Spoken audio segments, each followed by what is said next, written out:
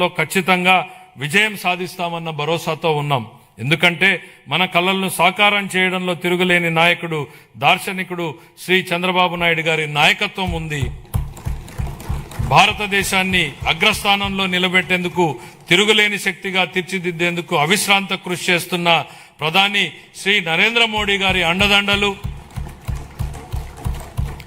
ఉప ముఖ్యమంత్రి శ్రీ పవన్ కళ్యాణ్ గారి విశ్వసనీయ భాగస్వామ్య సహకారం మరింత ఉత్సాహంతో లక్ష్యాన్ని చేరేలా ప్రేరణనిస్తాయి. ఆ నాయకులిచ్చే స్ఫూర్తి మనల్ని మెరుగైన భవిష్యత్తు వైపు నడిపిస్తుంది. ప్రజలు వేసే ప్రతి ఓటులో వారి ఆశలు, ఆకాంక్షలు నిక్షిప్తమై ఉంటాయి.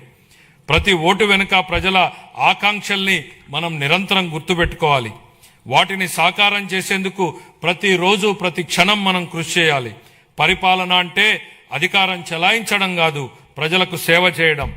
ఈ బడ్జెట్ను మనం దీని పరిణామాన్ని బట్టి కాకుండా ఎంత నిబద్ధతతో దీన్ని అమలు చేశామన్న దాన్ని బట్టి చూడాలి. దీనిలో చేసిన ప్రకటనల్ని బట్టి కాకుండా అవి ప్రజల జీవితాలపై ఎలాంటి ప్రభావాన్ని చూపాయన్న దాన్ని బట్టి గుర్తుపెట్టుకోవాలి.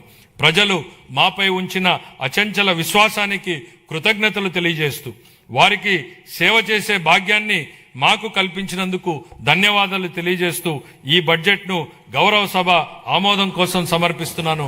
జై ఆంధ్రప్రదేశ్, జై హింద్.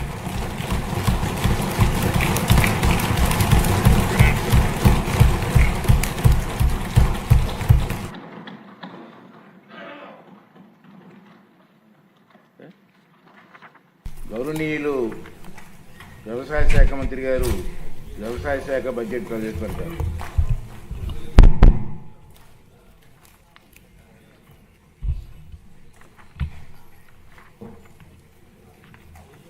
గౌరవ సభాపతి, గౌరవ ముఖ్యమంత్రి వర్యులు, గౌరవ ఉప ముఖ్యమంత్రి వర్యులు, గౌరవ సహచర మంత్రివర్గ సభ్యులు,